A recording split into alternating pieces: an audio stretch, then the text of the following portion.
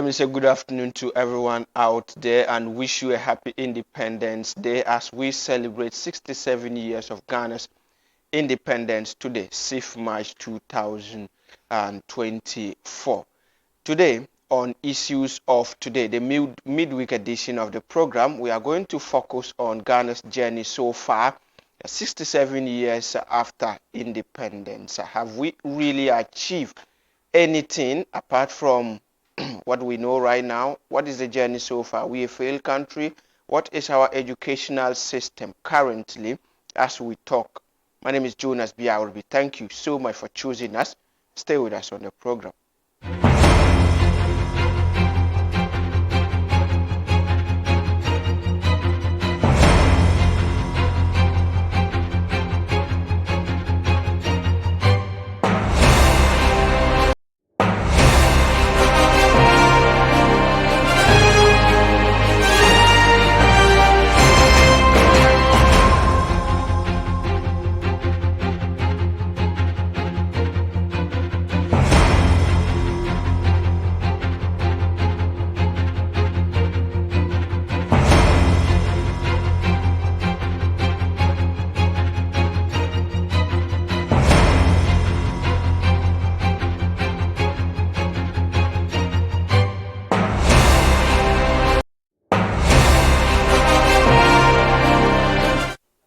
Right, so thank you so much for staying with us. This afternoon, we are going to have a conversation with, he is a retired educationist, but of course, when it comes to some of the issues, especially relating to Ghana from Nkrumah's regime till now, he's abreast with them and he can tell you some of the things that happened, how Ghana has journeyed till now, because they are the old boys of Ghana.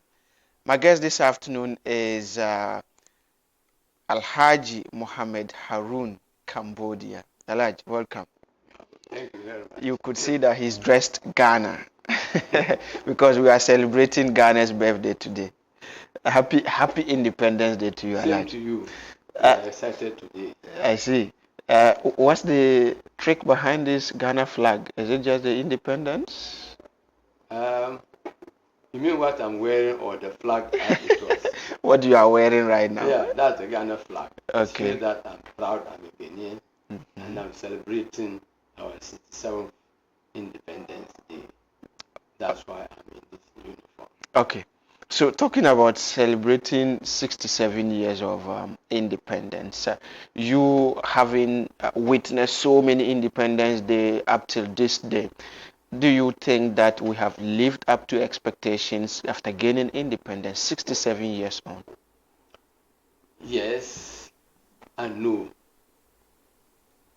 Yes, because if you look at the journey to 6th March, that was on a Wednesday, 1957, when Kwame Nkrumah at the Polo Grounds declared that the independence of Ghana is meaningless until it is linked up with the total liberation of Africa.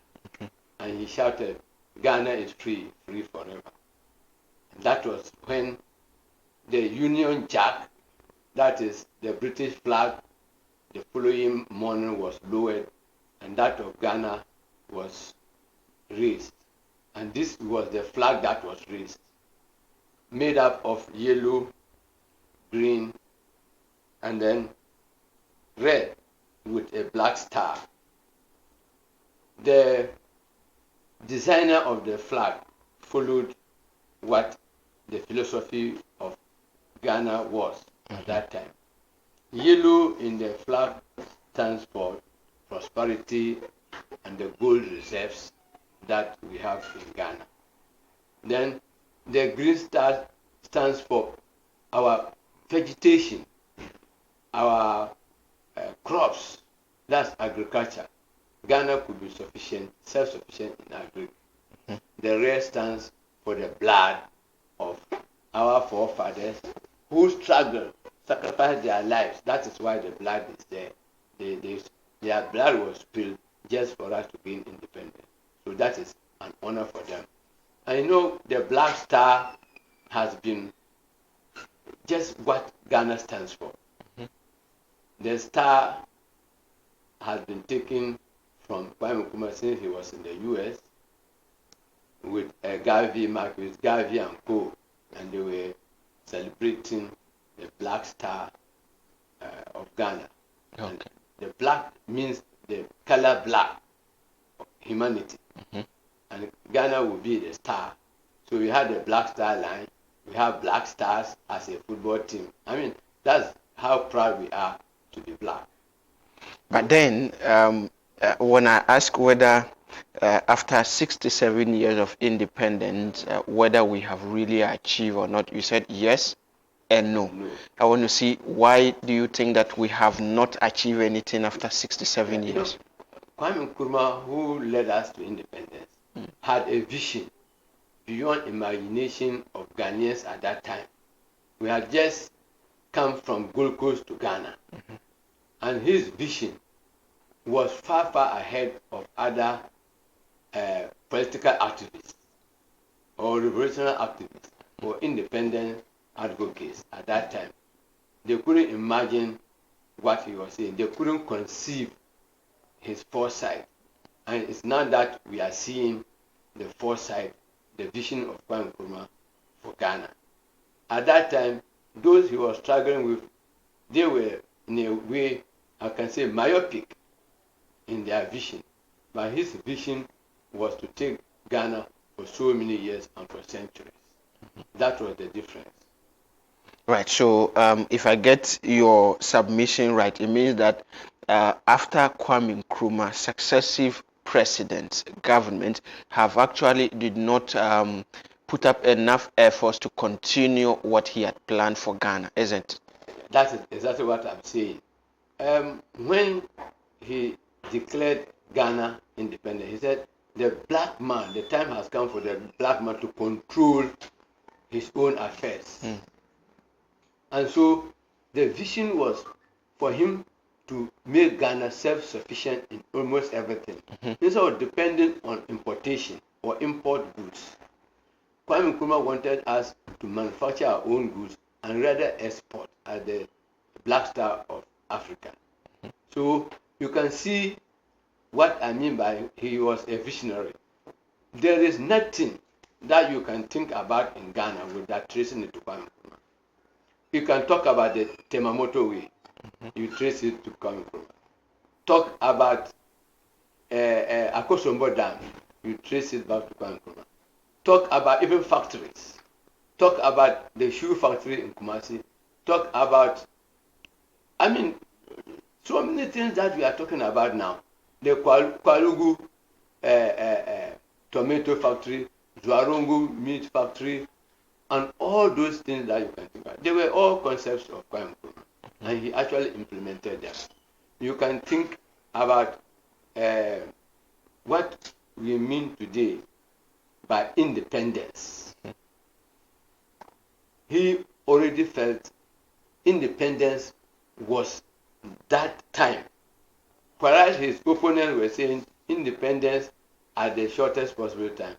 He said independence now, and that's why we got our independence in 1957. If you were to follow his colleagues who said independence at the shortest possible time, even 2024 would have been a shortest possible time. It means we wouldn't have been 67 years today. We would have still been colonized and waiting for the shortest possible time. But because he said independence now. 1957, 6th March, the British, that was our colonial masters, decided that they were to give us our independence so that we can serve ourselves and think for ourselves. But from there, 67 is not small years, about more than 6 decades. But it's become normal every now and then. Ghana government is always out there, cap in hand, begging, seeking for aid, and all those things. Yet we say we are independent. How independent are we? Where did we go wrong? Let me go a little bit in history. We had the Kwesi Committee that was set up to look at certain issues about the advocacy for independence in Ghana.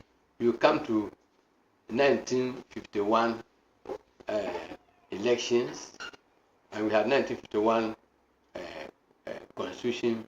We had the 1957 Independence Constitution. We had 1960 Republican Constitution. Then we had 1969 Constitution. Subsequent Constitution. We are now in the fourth Republic. Yeah. It means 3 republics had passed, with Kwame Nkrumah's regime being the first republic. Subsequent republics went wrong. That's why at times they had to take them out of the scene, just to make Ghana look what it should be. It was a mistake, a terrible mistake, that Kwame Nkrumah was overthrown in 1966 as a result of some hypocritical action in conjunction with CIA. They didn't see Kwame Nkrumah to be good because they thought Kwame Nkrumah was a socialist. Some even describe him as a communist. But Kwame Nkrumah was not saying socialism, communism in total. What Kwame Nkrumah was saying, that he wanted justice for the country. Okay. He wanted equity. He wanted equalization. He wanted democratization of a lot of issues, especially education for the Ghanaians. And because of this, they saw that as an obstacle, because the exploitation could not be done as he was overthrown. And subsequent rogues became leaders of Ghana, and they decided to sing the Western songs, the CIA songs. And that's what has carried out up to the present day we are talking about independence. I see. So you said that some of the republics have not done well. That's why they were thrown. Yes. And now the fourth republic is what all of us are witnessing right now. And it appears things have even changed from bad to worse under the fourth republic, because from Rawlings, we came to J. Akufo, to late Prof. Mills, to John Dramani Mahama, now Akufo-Addo regime. And it has been the same thing every day that people cry, corruption, corruption, corruption. A poor country that has gained independence but cannot be independent, still corruption is eating us up. What's happening? Let me not make a hasty generalization. If you say the fourth Republican time, it will be a fallacy of generalization, because the fourth Republic came into effect as a result of the 1992 Constitution that ushered in the fourth Republic. And J.J. Rawlings had been a revolutionary leader for years, until he, as he said, when he was about to become a democratic leader, I remember very well, he said that a snake can shed off his skin. So he was shedding off the revolutionary skin to take out a new skin of democratic presidential status. That was what he meant. And he did succeed. Well, at that time, corruption was minimal. I think when asked, former President J. Akufo said that when they were asking him questions about corruption under his regime, he said corruption started from Adam and Eve. It is a very popular quote about him. It's true. That's why I'm saying that as for corruption, it is bound to happen in some times. Okay. But the extent, the level of corruption has been unprecedented as we talk about it now. Various regimes had some levels of corruption, because I've not seen any regime that there was no scandal. They will come and say this, they will come and say that, and then it goes off until J. Akufo came, President Atta came, all sort of things were said about his regime, because they were not in his shoes. When it got into their shoes, what happened? They couldn't manage at first as he did. Then came President Mahama. He also did his part.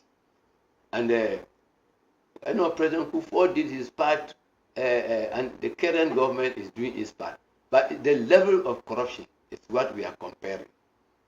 As for this time, corruption in Ghana is unprecedented. That one we have to be frank with it. What do you think could be the problem? You see, sometimes in governance, the government say that when a fish is going to rot, it starts from the head. Mm-hmm. If the head is dying, then the rest of the body will follow. Okay. And the government again say that when you go to a community, a village, or a town, and you see the haircut of the chief, then you know that he's going to throw the youth asunder. Tingnachi Baba. So, I mean, frankly speaking, if a leader does not fear corruption, does not react to any sign of corruption reported, then all those following him will look at him and then they will continue with corrupt practices because they know nothing will happen to them because they are going to be defended. And the government again say that a cat looks at its mother's mouth and chew grass. Yes. So if the way the mother is chewing grass, that's how the calf will chew the grass. Okay. And to learn from the mother.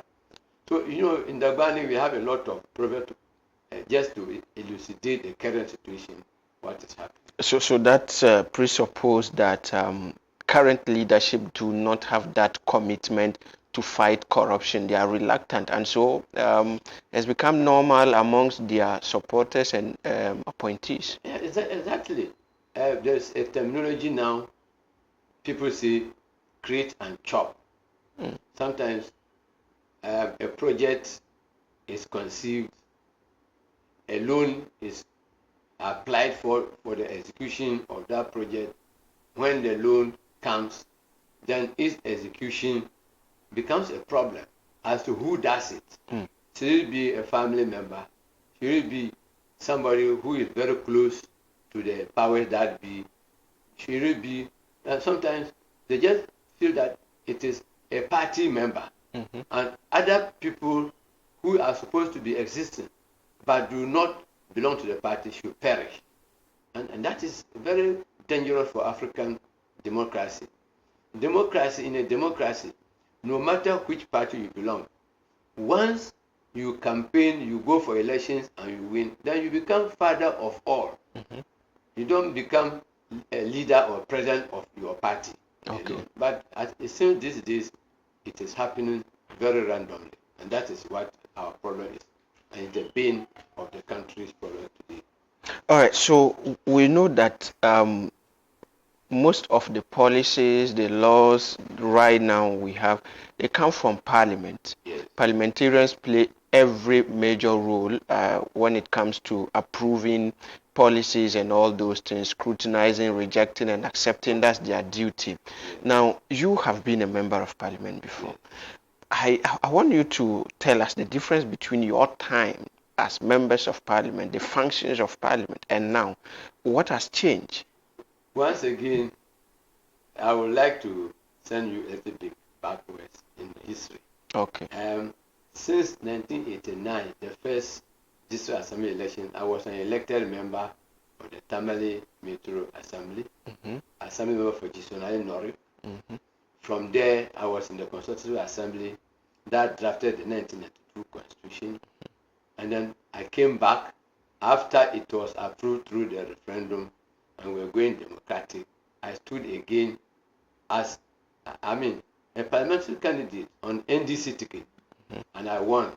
So I spent a whole term, 4 years, in Parliament, from 1993 to 1997. Okay. So as you have said, you have rightly said, I have a lot of knowledge about the intricacies of whatever is happening in governance, looking at the experience that I've gone through.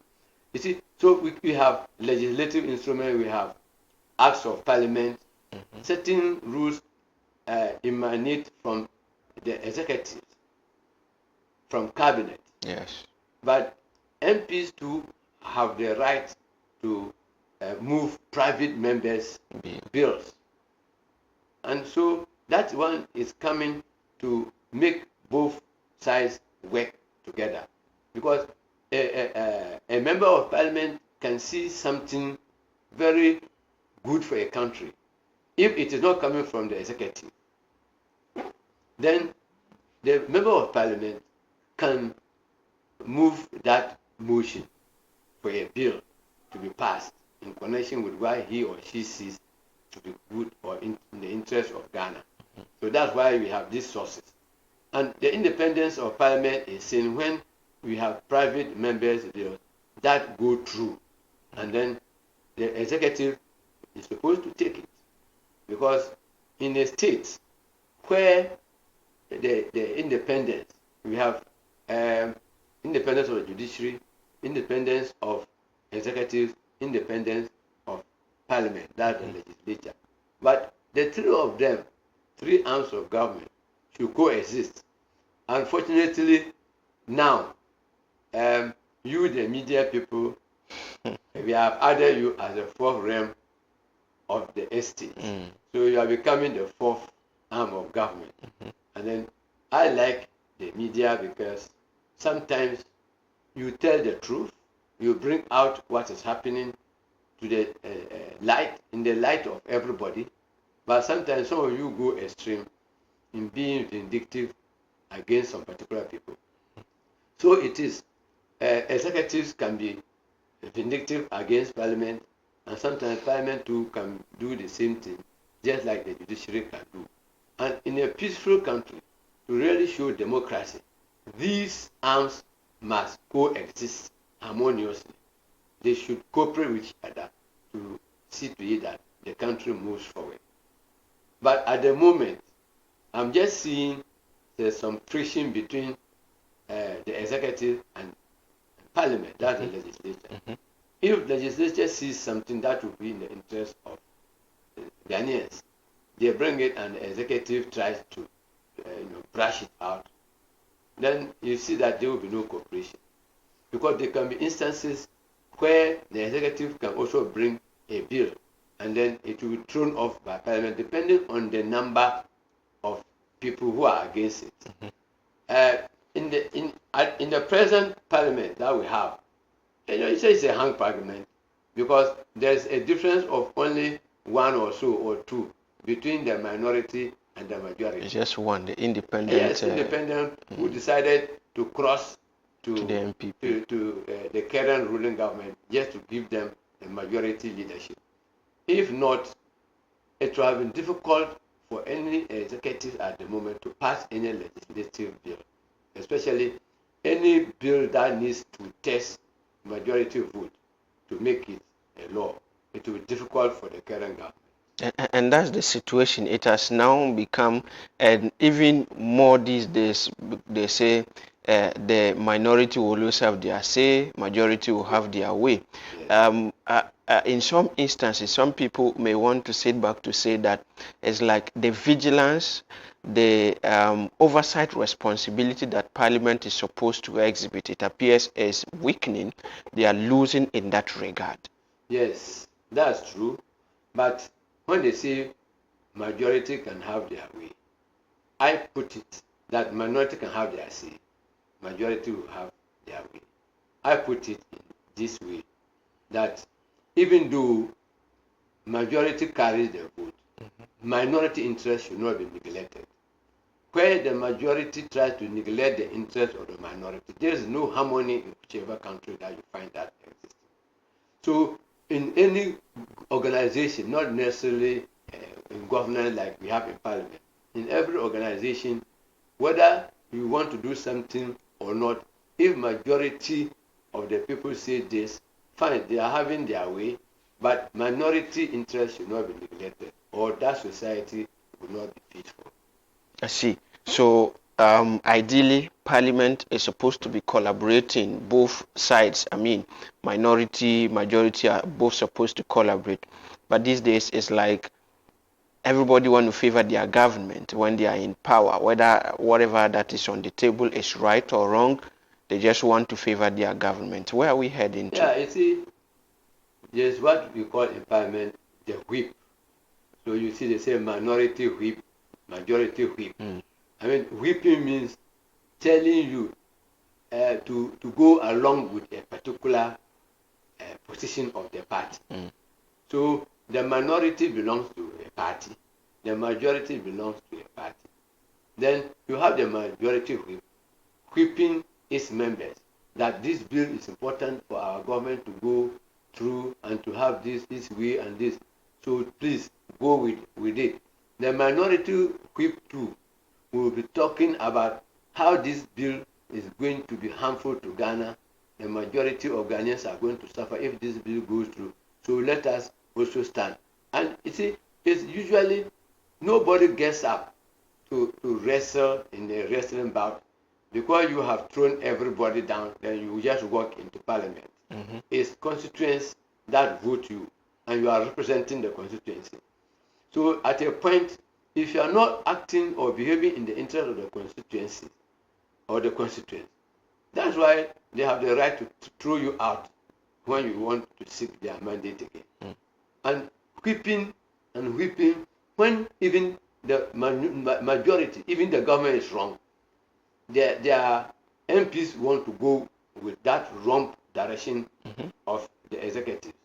And that is why sometimes democracy should come into effect. Once we are all Ghanaians, it is said that see something, say something.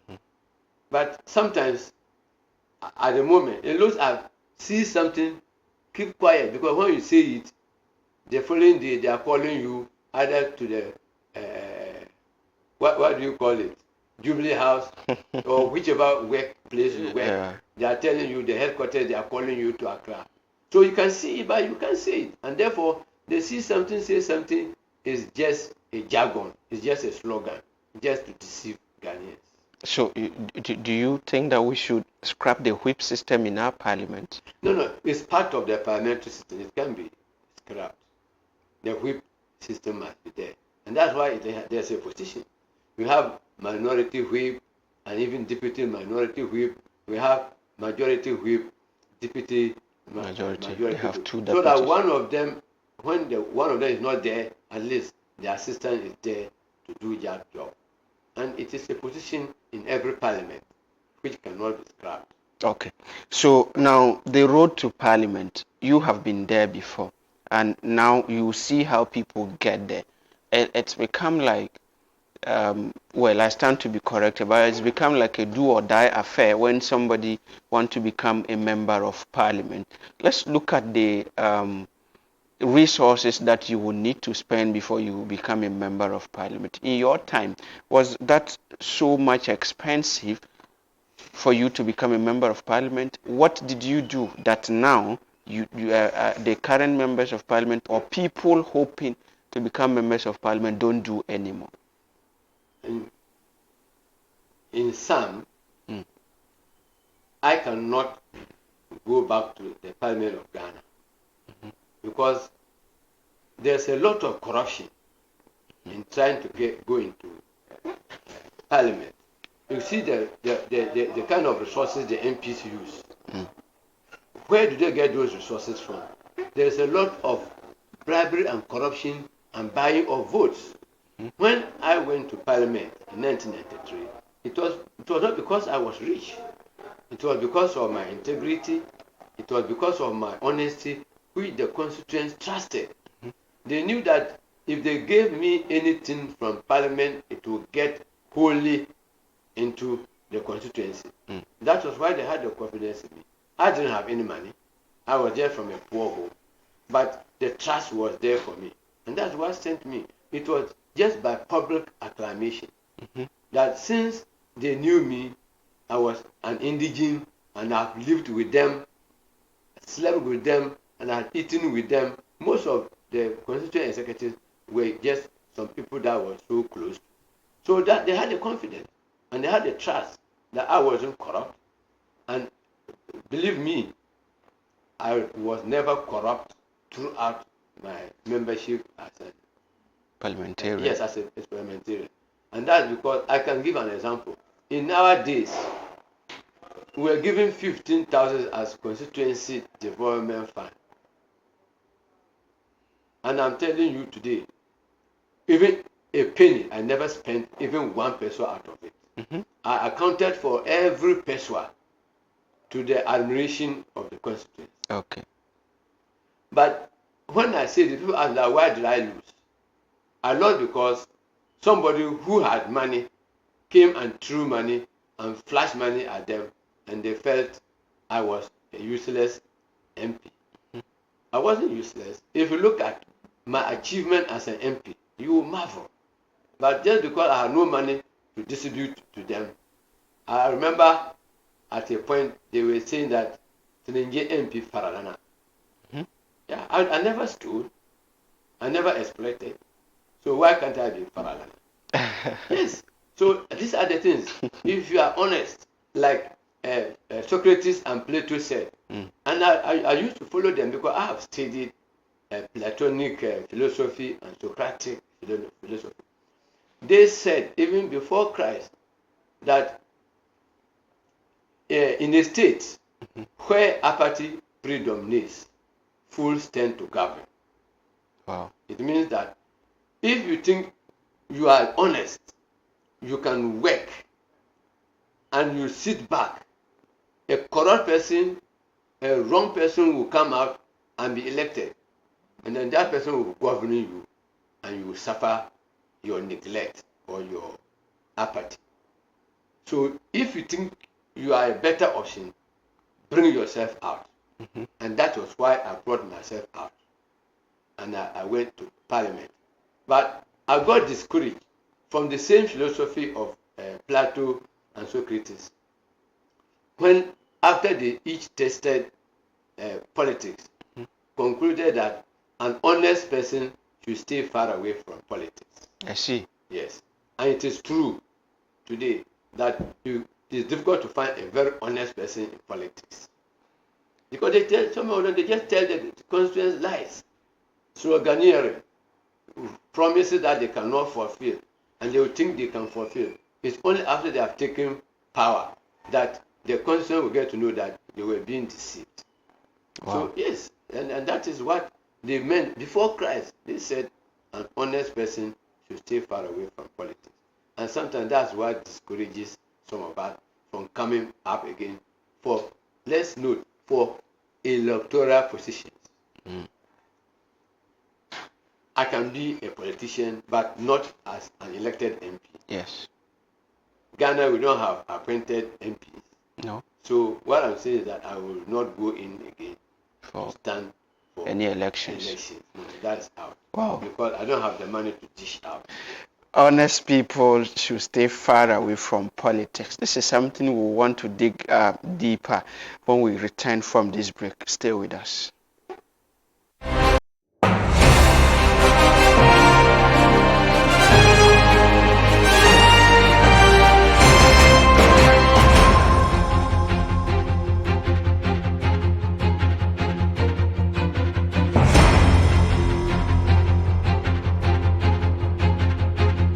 إذا الشمس كورت وإذا النجوم انكدرت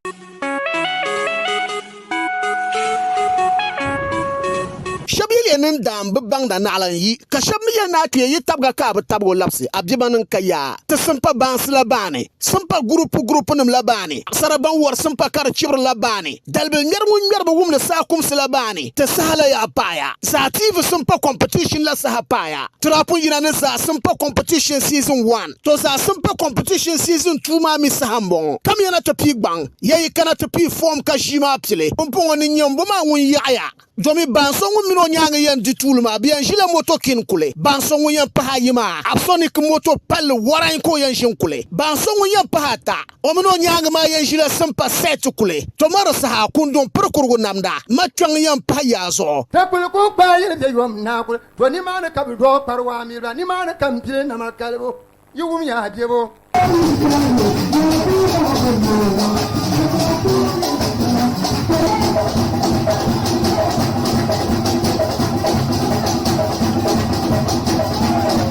simpa bansla kamina to pigbana simpa chairman nima gomda nima kamina to pigbana ti yu group nima amani yila tala simpa banso ato pigbang to za simpa competition season 2 mbala fomma nyala 100 Ghana cedis to la kurama million sa yin mbala bokaji agura de ben yuji won pile de so dama gbang pibo za TV ti table dundong.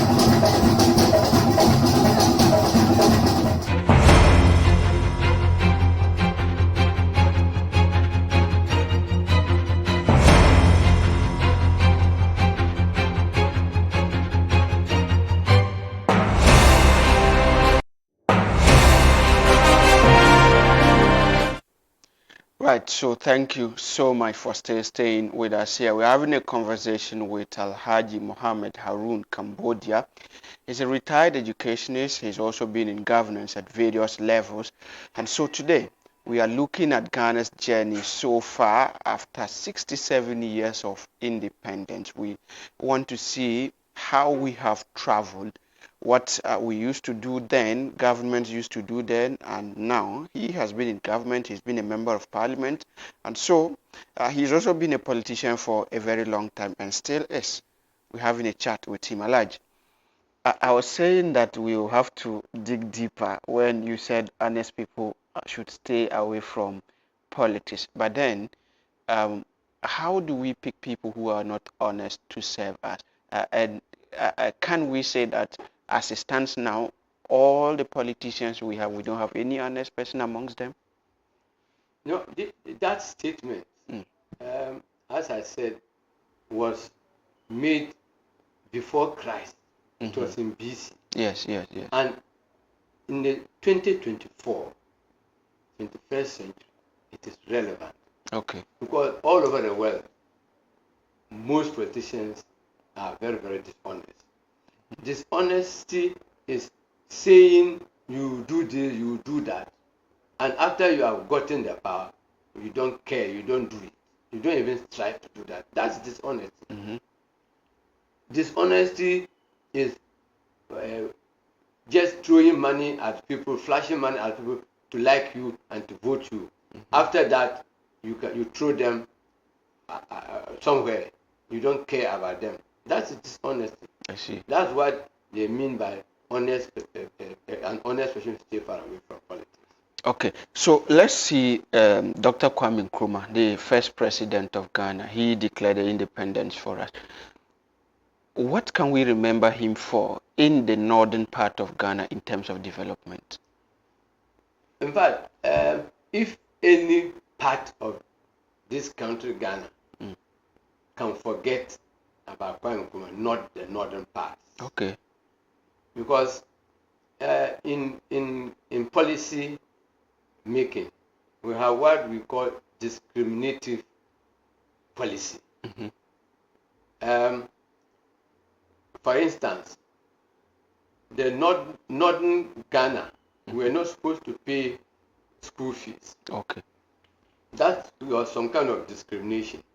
But he did that because he knew the differences between the vagaries of the weather between the north and the south. Kwame Nkrumah walked the land and he knew exactly what was pertaining to the north.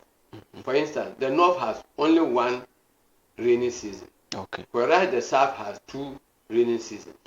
So food stuff can be sustained throughout the year down south, whereas up north here it is only one season. And so you can compare the north to the south. Okay. And you could see that in the north, because of the nearness towards the desert, since the trees are not there, unlike the south where we had forests. Down south, somebody can just go at the back of his or her house and plant contomere, plantain, all those things. Yeah. And then when they want to prepare food, they just go to the back of the house and they can get plantain, they can get cassava, they can get all the vegetables and come and make some food. In the north, you can't get that. Okay. You have to go far away from your house in order to cultivate.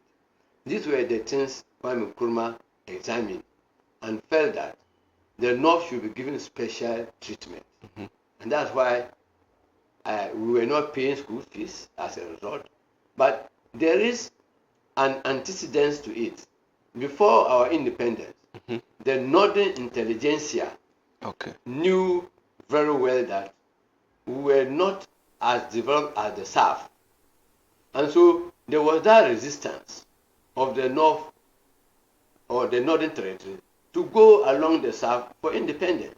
But Kwame Nkrumah was able to convince the Northern intelligentsia that the North would be treated special if he got the North to become Ghana's prime minister and subsequently to presidential status in 1960. And they went with him because majority of the North went with Kwame Nkrumah. And when he actually became the prime minister and subsequently president, he was able to do a lot of things for the North. At least he did his part. He was on the way to the development of the whole country, but he didn't discriminate. He made sure that the national cake. You see, whereas some people were advocating for federalism, Kwame Nkrumah advocated for unitary form of government. The federal states develop according to the riches or the minerals and whatever is available in their area. Whereas a unitary means collectively. All the resources of the state or the country will be put in one basket or made into a cake, and then the cake will be shared according to needs. That was what Kwame Nkrumah wanted. But there were some selfish people who were advocating for federalism so that they will develop because there were natural resources in their areas. And sometimes I ask them, is it by my choice that I was born a Northerner? Is it by choice that you were born a Southerner? It's all just coincidence. So if you are born down south and we have gold, we have all the minerals, we have the cocoa and all those things, then you think that you are better off than a Northerner who wasn't born a Northerner by choice. But we are all one. That's what Kwame Nkrumah saw and felt that we should come together as a unitary country. And finally, we are lucky Kwame Nkrumah won. And then Ghana became a unitary state. And it will going to remain a unitary state forever. All right. So beyond free education for Northerners then under Dr. Kwame Nkrumah, have we been able to, as Northerners, receive our share under his regime? Yeah, that's what I'm saying. During the Nkrumah era, we were not found as wanting as after Kwame Nkrumah. Okay. Because subsequent governments started in a way trying to equate the North with the South. I remember during President Hilary Liman's time, there was an advocacy for Northerners to pay school fees because they went into the antecedent of the Gold Coast where the British colonial government left some £500,000 in the coffers of government for us to develop as Northerners. And that was why the free educational system came. So when that came, they said it was because there was a difference between the Northerners in terms of education. There was a vacuum between the North and the South in terms of education. And that when we produce a president, Hilary Liman, it means that we're up and we're apart with the South. And for that matter, the Northerners too should pay school fees as Southerners. They never advocated for everybody to get it free as the current government has done. You see, the current government said for all. But when during Liman's time, the Southerners were advocating that we should all pay school fees. There is a difference. I don't know at that time whether because Hilary Liman was a president, the North had developed 2 rainy seasons. I don't know whether because Liman had become a president, we had forests now in the North. were producing timber in the north and all those things. Well, I was in one of the fora when they were advocating at Legon, and I respect Chachu Chikata for his argument that day at the Legon School of Administration. I was present when speaker upon speaker was saying that we are up to the task, we have closed up the education gap, and we should pay school fees.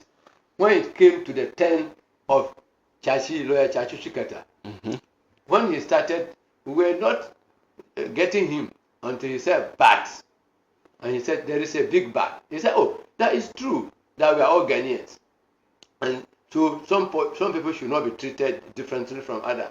And those people were smiling. But when Chachu said that there is a big but, he said at that time there was no hydroelectric power up north, and he asked the question that Tamale is suffering from shortage of power. Has any Ghanaian group ever organized to say, because Tamale has no electricity, we should put up Akosombo Dam so that the whole of Ghana will be in darkness? That's the question. That was the question Chachu asked. Secondly, he said, Tamale, we know, is suffering from water shortages, and people go to fetch water and they drown in some of these ponds. Who has ever organized to say, because Tamale lacks water and we have water running all over some cities down south, they should lock all the pipe-borne water in the south so that we all become one, simply because we are all Ghanaians? When he started saying this, then the people gave up and the people started walking out, but we the Northerners, we were cheering him on. So you can see, once an intellectual, always an intellectual. Yes. He just gave this simple questions, and then the speaker started walking out one by one, and that forum didn't end as it was supposed to end. All right. So, how do you feel seeing that some legacies that Dr. Kwame Nkrumah left here in the north have been abandoned? For instance, if you go to Nakpanduri right now, there is a guest house, Kwame Nkrumah guest house. We are told anytime he come down to the north, that side, he go there and relax. That guest house was supposed to be generating some revenue for us here. It's been abandoned. What just nearby here is what they call Nkrumah Volny. It's also been left now. Has to even been taken over by a private individual. How do you feel seeing all these things neglected, especially because they are situated in the north? It's really in the north. Those I know of, that Kwame Nkrumah built. If you go to Lake Busumpi, we have one of the guest houses there. I've been into it. It was really a presidential guest house. I've been inside it to inspect it, so that anytime he wanted to have some rest, he would come there and you could look over the Lake Busumpi. If you go into that guest house, you can see down the Lake Busumpi. Whoever is there, what they are fishing, you can look after them. I've been into that one. Then we have what you said, Nakpanduri. It was there because Kwame Nkrumah was somebody who didn't centralize himself in Accra. He could go to any place at any time, and he didn't want to go to anybody's hotel or anybody's guest house. And at that time, even in the north, you couldn't get so many guest houses. I understand in his lifetime, when he was president, it was only Alassane Hotel in Tamale that was available. Yes, there was no other. Yes. Then when you go to, you are going to Bolga, Kariminga Hotel. It was a guest house. It's still there. It has been abandoned. Yes, just like the others. Yes. And that's because it was things that Kwame Nkrumah did became a taboo to the hypocrites who overthrew him. As I'm telling you, they banned everything that you could talk about Kwame Nkrumah. Kwame Nkrumah's books were banned. It was all due to imperialist this CIA influenced behavior, a lot of cogent, very useful books of Kwame Nkrumah were banned just because he was they tend to call him a devil. Okay. It's now, if those people were alive, they will regret for destroying all those things that Kwame Nkrumah did.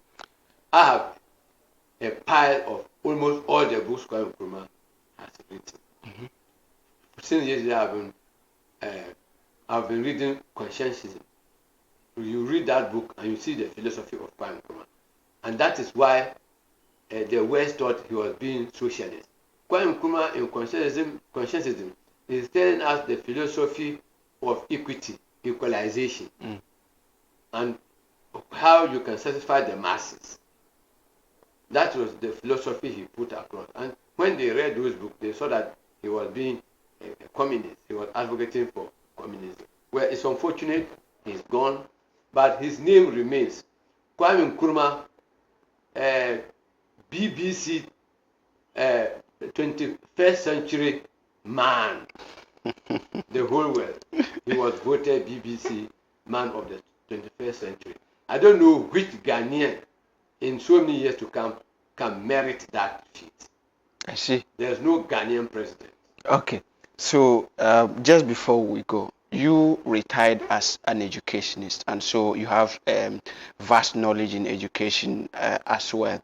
Now, you look at the current system of education that we are running in this country. Do you think that our education system is a mess? Well, it's not in a mess, but and that is the only problem is that people are irresponsible. Most stakeholders have become irresponsible when it comes to education. At a point, they started well because there have been various reforms, and it was just to bring the Ghanaian education system at par with global expectations of educated people. And you know, when we say you act locally but you think globally, I think this is how Ghanaian education system has been planned all along from Kwame Nkrumah, so that we belong to the community of nations. So it is not that we relegate ourselves to only Ghana, but we should have an education that can make us global citizens. It said that one French philosopher, he said that any antithesis between the education of an individual and a citizen is highly fallacious. It's a philosophic statement. What he means is that you are educating an individual to become a global citizen. For instance, you are Bearubi. Yes. Do you know the woman who brought you forth? No. Do you know the man, your father? When your father was educating you, when you were a baby, your mother was cleaning you and doing all those things. Did we know? Did we help in clothing you up to this stage? No. But we are all benefiting from you now. So you have become a global person. If you had taken tramadol or weed and you were with some, the governments call it now, that there's some new hairstyle where they make rasta, the governments call it yin ya ya yi. It's a uniform for mad people, and some people call it tramadol baba. If you had done that and you were roaming in the streets of Tamale, do you think we would have wanted to associate with you? No. Yes, that means you are an individual, but you started class 1 already. We didn't know you. Now you are with ZAR TV. Globally, people are benefiting from you. So you have become a global citizen. That is exactly what it's meant to do. And Ghanaian education system must go towards that. No, I'm saying that has been the philosophy of the Ghanaian educational system. But along the line, our implementation is getting faulty. Okay. And some people are dropping out of the system. And that's why I say is neglect or shaking of responsibilities of some stakeholders. You know, when we are talking about stakeholders of education, it's the government that is the highest stakeholder because we are all being educated to serve Ghana. And so the government of the day is responsible for our educational system. Then the one who will benefit again is the parents of the children. The children themselves, they are stakeholders. Teachers are stakeholders. You know, so if all these people are to take their responsibilities, then the education system will go as we expect. But right now, what happens? In this free senior high, go and see the kind of food children are eating in schools. Yes, most of the children in the boarding houses have become anemic because they no longer get the right food that we used to eat when we were in secondary schools. It's lacking, and that is because the right food is not sent to the schools to feed the children, and that is the problem now.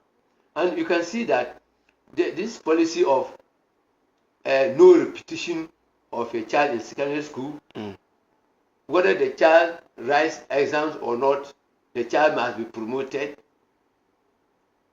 Most of the children are aware, so they go to enter their names, report in school, and they go home. And at the end of the year, whether the heads like it or not, they must promote them. Mass promotion. So there's nothing motivating the children to learn. And when some of them register for the exams, WASI, and go home, or BEC, and the policy is that you can't deny any student who are registered from writing. Okay. That is demotivation. Nothing is motivating the child to come for classes. Yes, let us be frank. Because whether he or she comes to learn, I must write. And whether he or she is writing nonsense, go and write and fail. And because some of them don't want to fail, that's why we have a lot of exam malpractices. Yes, they are encouraging their parents to buy exam questions for them. And even this year, the worst has been that students are now using artificial intelligence to answer WASI questions. So where is Ghana going to? That's the question. So it's easy. Instead of learning, we use our brains so that anywhere you went, you could globalize your education. But if children now are to copy, to pass exam, use artificial intelligence to pass exam, if they go into the external world, is it that they are going to use artificial intelligence to address issues to work? Quite That's unfortunate. Quite unfortunate. Quite unfortunate. I'd like to thank you so much for spending your last 1 hour with us here on Issues of Today here on ZAR TV. We are grateful. Anytime we call on you, you are always there for us. Yes. We really appreciate. That's exactly what we should be. Yes. Make yourself available when people need your experience. All right. So you can talk from experiential points of view. All that I've said is experiential. Yes. Most yes. of them have participated A lot, and even me as a host, I have learned a lot. Yes. I didn't know So certain things. I'm always at your disposal. Thank you. Thank you so much. Al-Haji Mohammed Harun Cambodia is a retired educationist. He's also been in governance before, so he has a lot of knowledge when it comes to these areas. My name is Jonas Biauribi. Thank you so much to the whole production crew. Have a good afternoon.